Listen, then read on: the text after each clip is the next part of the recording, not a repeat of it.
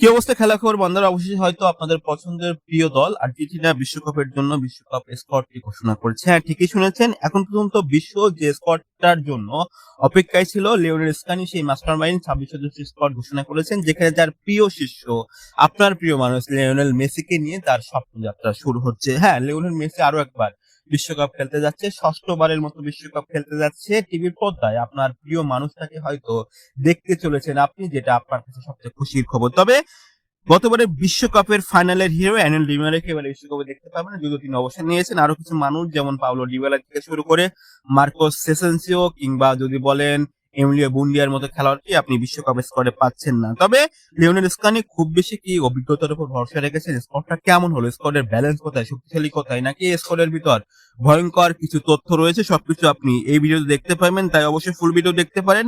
স্কোয়াডের শক্তিশালী, দুর্বলতা কিংবা কোথায় কি রয়েছে, কারা এক্সপেক্টেড হতে, সবকিছু বলবো এই ভিডিওতে। বস প্রথমত বলি, আপনি যদি প্রথমবারের মতো আমাদের চ্যানেলটা দেখে থাকেন, অবশ্যই আমাদের চ্যানেলটাকে একটা লাইক, একটা সাবস্ক্রাইব, একটা কমেন্ট করতে পারেন। আর স্পোর্ট ডায়েরি থেকে দেখলে অবশ্যই এই পেজটিকে ফলো করতে পারেন। প্রথমে আসবে গুরুত্বপূর্ণ বিষয় নিয়ে, একটা হচ্ছে লিওনেল মেসি। হ্যাঁ, 2026 সালে আর্জেন্টিনার হৃদয়ে থাকা লিওনেল মেসি আপনার পছন্দের প্রিয় খেলার আরো একবার টিভির পর্দায় আপনি দেখতে পাবেন, যে মানুষটা আপনার পছন্দের মতো করে ফুটবল গোলাবে। হ্যাঁ, বয়স বেড়েছে, এটা মানতে হচ্ছে, গতি আগের মতো নেই, কিন্তু আইকিউ, ভীষণ লিডারশিপ, এসব পৃথিবীর সেরাদের সেরা বলতে পারেন। পুরো দলটাই এমনভাবে সাজানো হয়েছে যেন মেসিকে ঘিরে উৎসব করো, মেসিকে ঘিরে জীবনটাকে সাজাবো। তাই চলুন দেখে নেওয়া যাক স্কোয়াডে কারা কারা রয়েছে। প্রথমত বাস গোলকিপার অপশনটা গেলে পছন্দের আপনার তিনজনে রয়েছে। এমিলিও মার্টিনেস রয়েছে, দুর্দান্ত গোলকিপার, সদ্য অ্যাস্টন ভিলা হয়ে তিনি অলরেডি ইউরোপা লিগ জিতে ফেলেছেন। এছাড়া রয়েছেন জুনিয়াল রুল্লি কিংবা যদি রয়েছেন হুয়ান মুসো। সব মিলে গোলকিপার অপশন থেকে হয়তো আপনার কোনো ডাউট থাকার কথা না। এবার যদি ডিফেন্ডার অপশনটাকে রয়েছে, তবে ডিফেন্ডার সেন্টার ব্যাক অপশন থেকে আপনার একটা কথা থাকতেই পারে। দেখেন, সেন্টার ব্যাক অপশন থেকে না হয়েছে ওটামেন্ডি, না হয়েছে কারকে, অবশ্যই ক্রিস্টিয়ানো রোমানোকে, লিসান্ড্রো মার্টিনেস কিংবা বেরালডিকে নেওয়া হয়েছে, মার্শিয়াল এরফিলারকে। তবে দিন শেষে একটা কথা বলতে পারেন, আপনি মার্কোস সেসানসিওকে হয়তো মিস করতে পারেন। দুর্দান্ত এই খেলোয়াড়, তাকে রাখা যেত। বিশ্বকাপের অপশন থেকে অভিজ্ঞতাকে যদি আপনি প্রাধান্য দিয়ে থাকেন, তবে মার্কোস সেসানসিওকে আমার প্রিফার করা উচিত ছিল। তবে অন্য অন্য দল যেখানে 5 জন সেন্টার ব্যাক নিয়েছে, সেখানে বিশ্বকাপে আর্জেন্টিনা 4 জন সেন্টার ব্যাক নিচ্ছে। সো এই জায়গায় হয়তো একটু আক্ষেপ থাকতেই পারে। এছাড়া আপনি left back end right back পজিশনে কারা কারা রয়েছে? রাইট ব্যাক পজিশনে অবশ্যই সেই পছন্দের আপনার মলিনা মন্টিয়াল রয়েছেন। লেফট ব্যাক পজিশনে আপনাকে মেদিনার প্রতি ভরসা রাখা হয়েছে, কিংবা যদি বলেন অবশ্যই ট্যাকলা ফিগো রয়েছে। তবে এখানে আপনি ভিলেটিয়ান ভার্কোর প্রতি আপনি লেফট ব্যাক পজিশনে তাকে খেলাতে পারবেন, তবে তিনি হয়তো মিডফিল্ড রোল রাইটকে তাকে প্লে রোল করবেন। হ্যাঁ, এবার মিডফিল্ডের কথাটাই আসি। দেখেন, মিডফিল্ডে কম্প্যাক্ট একটা মিডফিল্ড, যেখানে আপনার পছন্দের বান্দাগুলো রয়েছেন। মার্ক অ্যালিস্টার দুর্দান্ত সিজন কাটেনি, তবে বিশ্বকাপের জায়গায় অভিজ্ঞতাকে প্রাধান্য দেওয়া হয়েছে। রদ্রিগো ফল রয়েছেন, দুর্দান্ত প্লেয়ার, মেসির বডিগার্ড বলতে পারেন। লিসেন্ড্রো পারদেস রয়েছেন, দুর্দান্ত খেলোয়াড়, রিভার প্লেটে খেলে থাকেন।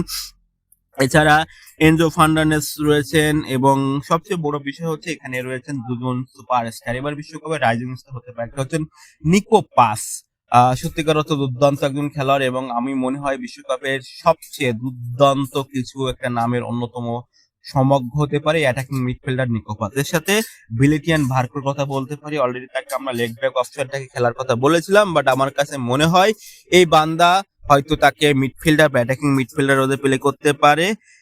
এছাড়া লেসোলসও বিশ্বকাপ স্কোয়াডের জায়গায় ফিরেছে, তবে সেই জায়গা আমার কাছে মনে হয় আসলে কি জানেন, লেসোলসোর ইনজুরিটার জায়গা থেকে যদি এলোমিনো বুন্দিয়াকে রাখা যেত, এলোমিনো বুন্দিয়া এই সিজনটা দুর্দান্ত হলে কাটিয়েছেন। সো এই জায়গাটা হয়তো আপনার কাছে আক্ষেপের শুরু হতে পারে। এছাড়া আপনি বলতে পারেন, ভাই মার্কোস সোলের মতো প্লেয়ার কেন বাদ পড়লো? এবার আসি ভাই অ্যাটাকের জায়গাতে। অ্যাটাকের জায়গায় মোটামুটি আপনার পছন্দের নামগুলো রয়েছে। দেখেন, হুলিয়ান আলভারেস রয়েছে কিন্তু লিসান্ড্রো নয়, লাউতারো মার্টিনেজ রয়েছে। সব মিলেই মোটামুটি আমার কাছে মনে হয় দুর্দান্ত খেলা রয়েছে। লিওনেল মেসি রয়েছেন, গুলিও সিমোনে রয়েছেন।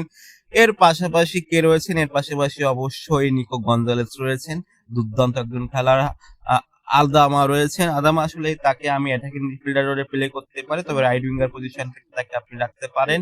এছাড়া একজন রয়েছেন, সেটা হচ্ছে লোপেস রয়েছেন, একজন ফরওয়ার্ডার হিসেবে। সব মিলিয়ে বিশ্বকাপ স্কোয়াডটা আমার কাছে মনে হয় মোটামুটি ভালোই ব্যালেন্সিভ। তবে এই জায়গাতে হয়তো একটা নাম হয়তো আপনার কাছে মনে হচ্ছে, সেটা হচ্ছে এস্তেন্সিও আর হচ্ছে মাস্তান্তনুকে হয়তো বিশ্বকাপ স্কোয়াডে আপনি মিস করতে পারেন। তবে মোটামুটি আমার কাছে মনে হয় লিওন স্কানিকে নিয়ে ডাউট করাটা বোকামি। লিওন স্কানি 2022 সালে বিশ্বকাপ স্কোয়াডে কিছু রাইজিং স্টার নিয়েছিলেন এবং 2022 সালে বিশ্বকাপ কিন্তু আপনার হাতে তুলে দিয়েছিলেন। 36 বছরের যে পূর্ণতা তিনি দিয়েছেন, তো অবশ্যই আমার কাছে মনে হয় লিওনেস খানের যে ডিসিশনটা নিয়েছেন এবং বিশ্বকাপে midfield control, defence, injury free সব মিলে ম্যাজিক্যালি যদি কিছু করেন, আরো একবার হয়তো বিশ্বকাপের ডিফেন্ডিং চ্যাম্পিয়ন ইতিহাস তৈরি করে হয়তো আরেকবার চ্যাম্পিয়ন হতে পারেন।